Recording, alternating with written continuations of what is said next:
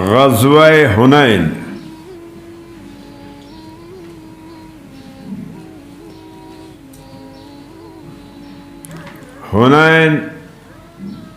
ایک یہ وادی ہے، جگہ ہے مکہ مکرمہ سے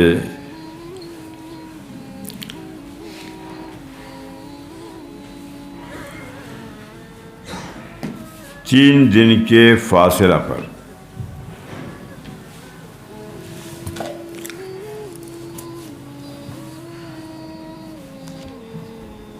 طائف کے جانب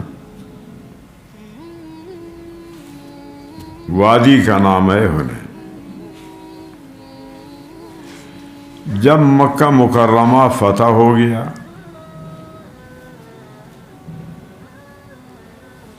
رمضان شریف میں مکہ مکرمہ فتح ہو۔ فتح مکہ کے بعد بنی حوازن، بنی ثقیف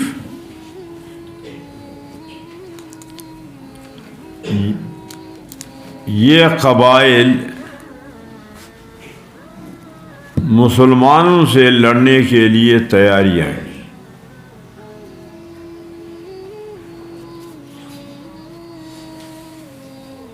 بنی حوازن نے مالک بن عوف کو اپنا سربراہ بنایا۔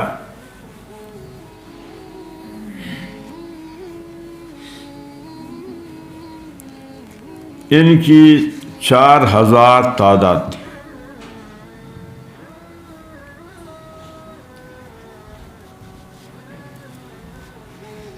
نبی علیہ السلام کی لشکر کی تعداد 12000۔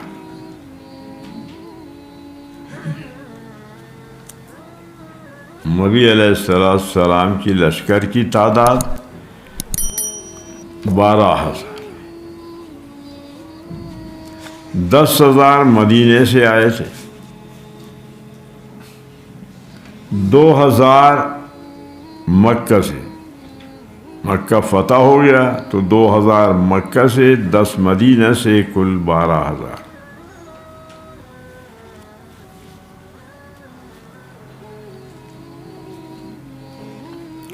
چونکہ تعداد اس میں صحابہ کی زیادہ تھی، دشمن کی تعداد کم 4000، 2/3 صحابہ کی تعداد زیادہ۔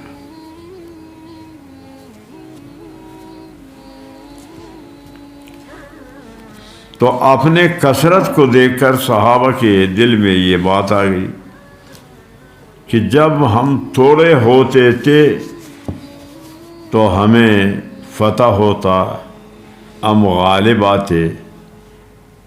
اس وقت تو ہماری تعداد زیادہ ہے، فتح ہی فتح ہے ہمارے لیے۔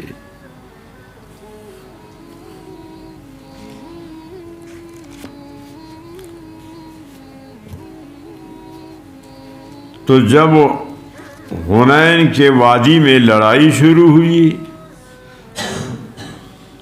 12000 وہ 4000، تو صحابہ کو شکست ہو گئی۔ میدان سے نکل گئے 12000، 80 آدمی نبی علیہ السلام کے ساتھ رہے۔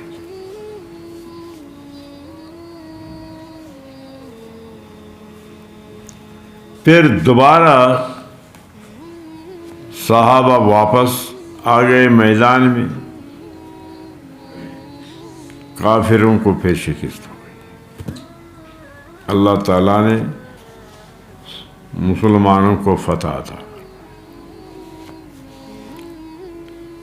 صحابہ کبھی بھی شکست کر کے ناکام ہو کر واپس ہوں، کبھی نہیں۔ ہر وقت اللہ تعالیٰ نے مسلمانوں کو فتح دیا، درمیان میں تنبیہ کے لیے شکست ہوئی ہے۔ باقی یہ کہنا کہ مسلمانوں کو کبھی فتح کبھی شکست غلط ہے، ہمیشہ فتح، ہمیشہ فتح۔ درمیان میں جو تھوڑی سی شکست وہ صرف تنبیہ کے لیے۔ حنین میں اللہ تعالیٰ سے توجہ ہٹ کر اپنی کثرت کی طرف گئی، تو اسی لیے اللہ تعالیٰ نے تھوڑا سا تنبیہ کر کے شکست دیا کہ کثرت میں تمہارا فتح نہیں ہے۔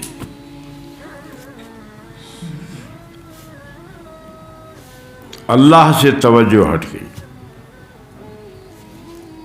احد میں نبی علیہ الصلاۃ والسلام کے فرمان سے کچھ خلاف ورزی ہوئی، وہاں بھی تھوڑی دیر کے لیے شکست، بعد میں پھر وہاں سے فتح کر گیا۔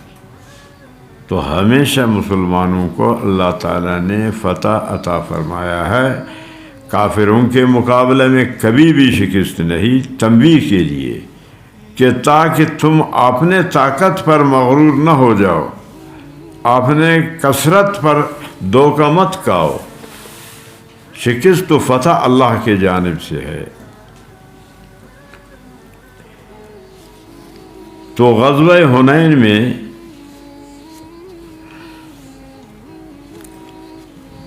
70 آدمی بنی حوازن کے قتل ہو گئے۔ مسلمانوں سے صرف 4 شہید ہو گئے، بدایہ نہایہ نے لکھا کہ صرف 4۔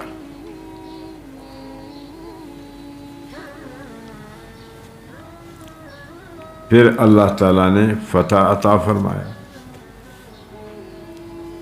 6000 آدمی ان کے 70 قتل ہو گئے، 6000 گرفتار ہو گئے۔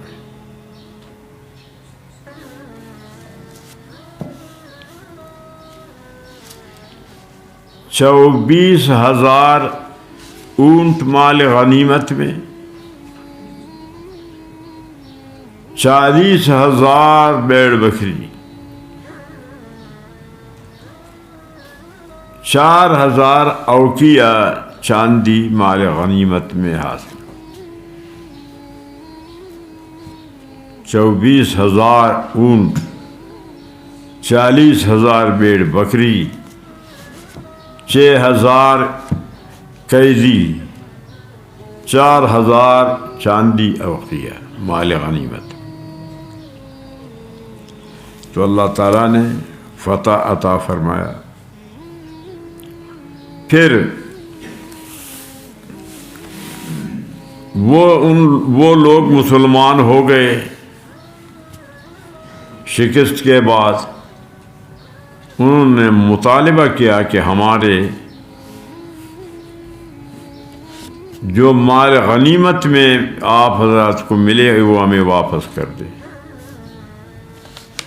تو نبی علیہ الصلاۃ والسلام نے فرمایا کہ یا مال غنیمت جو ملے ہے وہ واپس کریں گے، یا تمہارے آدمی 6,000 قید ہے یا ان کو رہا کریں، دونوں میں سے ایک جو تم لوگوں کو پسند ہے وہ بتاؤ۔ پھر انہوں نے جب دیکھا کہ دونوں چیزیں ہمیں واپس نہیں کر دیے جائیں گے، انہوں نے قیدیوں کی رہائی کو ترجیح دی، تو پھر ان کے قیدیوں کو رہا کیا گیا اور مال غنیمت کو مجاہدین میں تقسیم کیا گیا۔ اس غزوہ کے لیے ہفتے کے دن 6 شوال کو نبی علیہ السلام مکہ سے نکلے غزوہ حنین کے لیے۔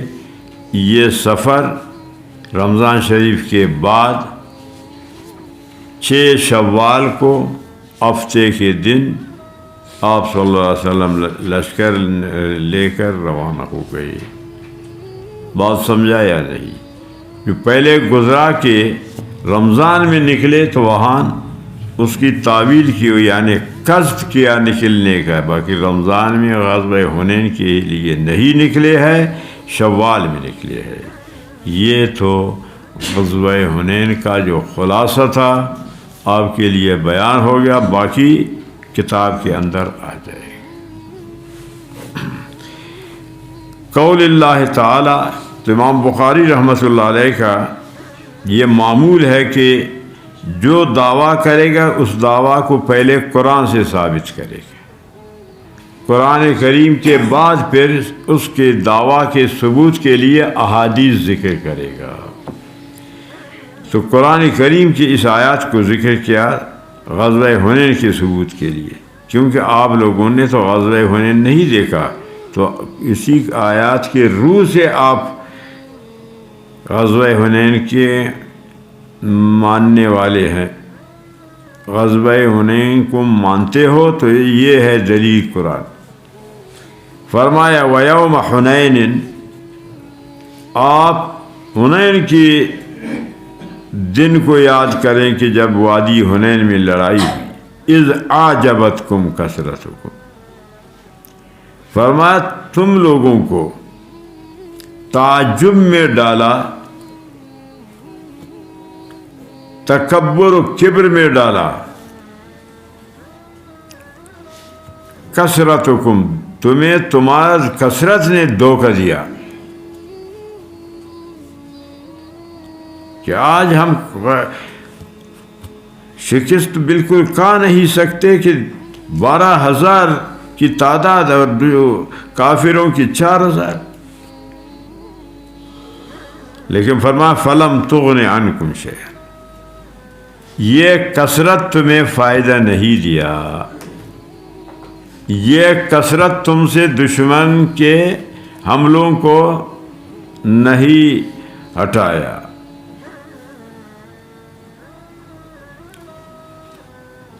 وَضَاقَتْ عَلَيْكُمُ الْأَرْضُ، فرمایا کہ زمین، وسیع زمین تم لوگوں پر تنگ آ گئی کہ تم میدان چھوڑ کر کے نکلے۔ علیکم بما رحبت، یہ وسیع زمین ہے، لیکن جب کہ حوازن کی تیر اندازی شروع ہو گئی، یہی وسیع زمین تمہارے لیے تنگ ہو گئی کہ تم لوگ زمین چھوڑ کر نکلے۔ ثم ولیتم مدبرین، فرمایا پیٹھ بیر کر کے تم لوگ میدان سے نکلے۔ ثم انزل اللہ سکینتہ،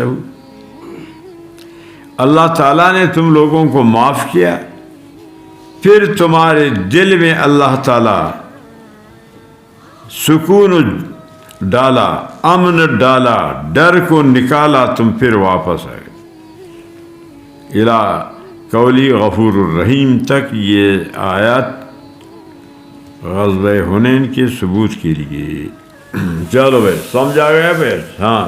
حدثنا محمد بن عبد الله بن نمير قال حدثنا يزيد بن هارون قال اخبرنا اسماعيل قال رايت بيد عبد الله بن ابي اوفى رضي الله عنه ضربه قال ضربتها مع النبي صلى الله عليه وسلم يوم حنين قلت شهدت حنينا قال قبل ذلك۔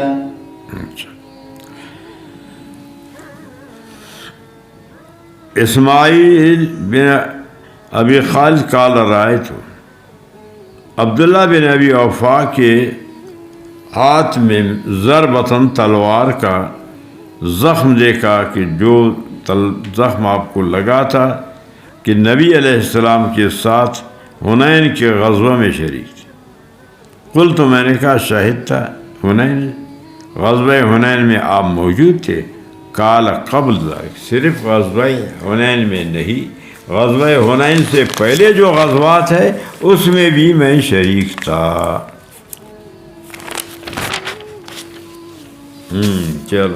حدثنا محمد بن كثير قال حدثنا سفيان عن ابي اسحاق قال سمعت البراء رضي الله عنه وجاءه رجل فقال يا عمار، فقال يا ابا عمار توليت يوم حنين؟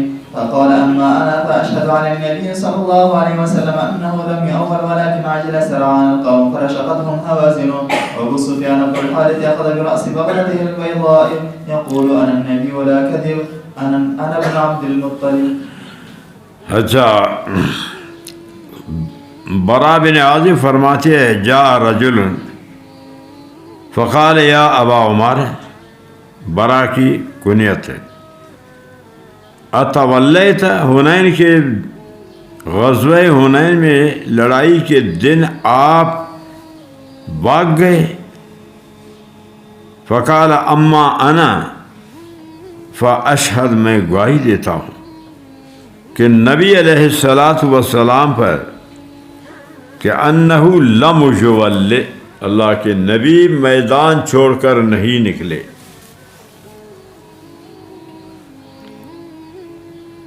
ولیکن عجل سرعان القوم، جو جلد باز لوگ تھے، فرشقتہم، ان کو جب بنی حوازن کے تیریں لگ گئی وہ لوگ نکلے، اللہ کے نبی میدان سے نہیں نکلے. اور ابو سفیان بن حارث بن عبد المطلب اخذ براس، نبی علیہ السلام کا جو بیضا بغلۃ البیضا سفید رنگ کا خچر تھا جس کو دلدل کہتے ہیں، ملک عائلہ نے وہ آپ کو ہبہ کر کے دیا تھا، آپ اس پر سوار تھے. اور یقول فرماتے تھے انا النبی لا کذب، میں نبی ہوں جھوٹا نہیں. انا ابن عبد المطلب، خاندانی میں بہادر ہوں، عبد المطلب کے خاندان سے ہوں. میں نبی بھی ہوں اور میں بہادر خاندان سے ہوں، بزدل خاندان سے نہیں. اب سوال ہے کہ یہ نبی علیہ السلام کافروں کی طرف نسبت کو پسند نہیں کرتے تھے، تو یہاں کیسے آپ نے کو نسبت کیا عبد المطلب؟ اس کا جواب یہ ہے کہ عبد المطلب نے آپ کے بارے میں خواب دیکھا تھا، آپ کی نبوت کے بارے میں، اس وجہ سے آپ کی طرف نسبت کی. چلو. حدثنا ابو الوليد قال حدثنا شعبة عن ابي اسحاق قيل للبراء رضي الله عنه وانا اسمع وليتم عن النبي صلى الله عليه وسلم يوم حنين فقال اما النبي صلى الله عليه وسلم فلا كانوا رواة فقال انا النبي ولا كذب انا ابن عبد المطلب. حدثني محمد بن بشار قال حدثنا غندر قال حدثنا شعبة عن ابي اسحاق سامع البراء رضي الله عنه وسأله رجل من قيس افررتم عن رسول الله صلى الله عليه وسلم يوم حنين فقال لكن رسول الله صلى الله عليه وسلم لم يفر، كانت هوازن رماة وإنا لما حملنا عليهم انكشفوا فكببنا على الغنائم فاستقبلنا بالسهام. ولقد رأيت رسول الله صلى الله عليه وسلم على بغلته البيضاء وأن أبا سفيان آخذ بزمامها وهو يقول أن النبي لا كذب. قال إسماعيل وزهير نزل النبي صلى الله عليه وسلم على بغلته.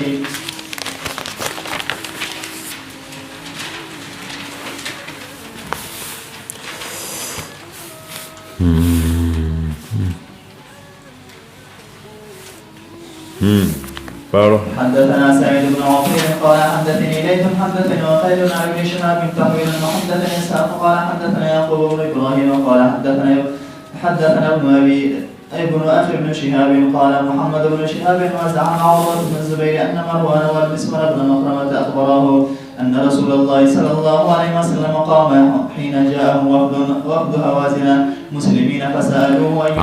حوازن شکست کے بعد مسلمان ہو گئے تو حوازن کا وفد آ گیا. فسألوه ان يرد الیہم، کہ اب ہم مسلمان ہو گئے، ہمارے مال واپس کیا جائے.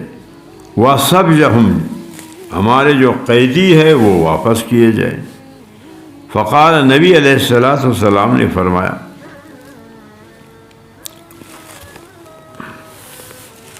معی من ترون احب الحدیث الی اصدقہ. نبی علیہ السلام نے فرمایا کہ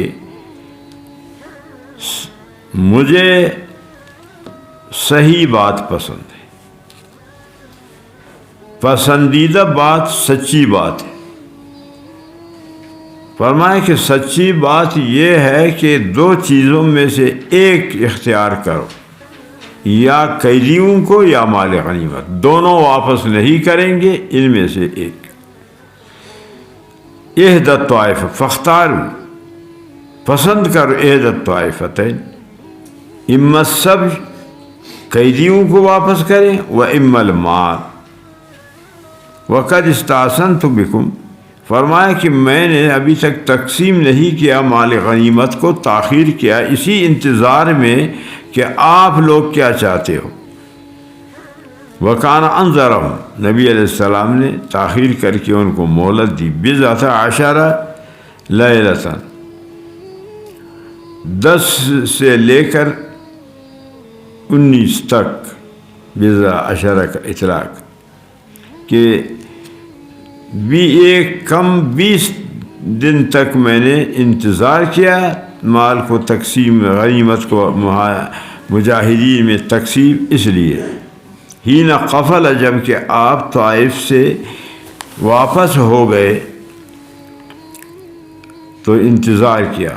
فلما تبین لهم کہ ان رسول، جب بنی حوازن نے یہ محسوس کیا کہ غیر رات دن، دونوں کو نبی علیہ السلام مال کو بھی اور قیدیوں کو دونوں کو واپس کرے، دونوں کو واپس نہیں کریں، الا احدی الطائفتین، تو قالوا نے کہا نختار سب جنا، ہم قیدیوں کو اپنا ترجیح دیں گے، ان کو آپ رہا کریں۔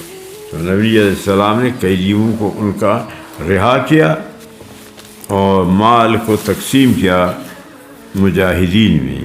چلو، فقام رسول الله صلى الله عليه وسلم في المسلمين فأثنى على الله بما هو أهله، ثم قال أما بعد فإن إخوانكم قد جاءونا تائبين، وإني قد رأيت أن نرد إليهم سبيهم، فمن أحب منهم۔ نبی علیہ السلام نے صحابہ سے مشورہ فرمایا کہ اب تم لوگوں کی مرضی ہے کہ جو قیدی ہے یہ ہم واپس کریں گے، آپ کی مرضی ہے کہ آپ اپنے ان قیدیوں کا پیسہ مال بدلہ طلب کریں تو ہم بدلہ دیں گے، اگر آپ خوشی سے بغیر بدلہ کے ان کو رہا کرنے پر خوش ہے بغیر بدلہ کے تو ہم رہا کریں گے۔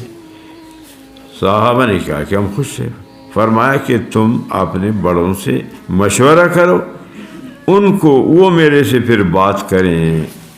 چلو، من أحب منكم من يطيب ذلك فليقل، من أحب منكم من يكون على حظه حتى نعطيه إياه من أول ما يفئ الله علينا فليقل۔ فقال الناس قد طيبنا۔ جب اللہ تعالیٰ ہمیں مال غنیمت دے گا، مال فے، تو سب سے پہلے پھر ہم تمہیں اس کا بدلہ دے دیں گے، لیکن صحابہ راضی ہو گئے کہ مفت میں رہا کرنے پر۔ چلو، قد طيبنا ذلك يا رسول الله۔ فقال رسول الله صلى الله عليه وسلم إنا لا ندري من أذن منكم في ذلك ممن لم يأذن فرجعوا حتى يرفع إلينا عرفاؤكم۔ ہاں، عرفاؤکم، جو تمہارے نمائندہ ہے، بڑے ہے، سردار ہے، ان کو بھیجو۔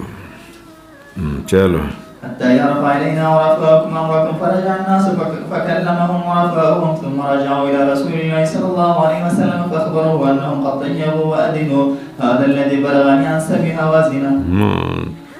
تو عرفا نے کہا کہ سب راضی ہو گئے ہیں، سب خوشی سے اپنا جو ہے نا قیدیوں کا قیمت چھوڑ دیا ہے مفت میں، پھر ان کو سب کو نبی علیہ السلام نے آزاد کر لیا۔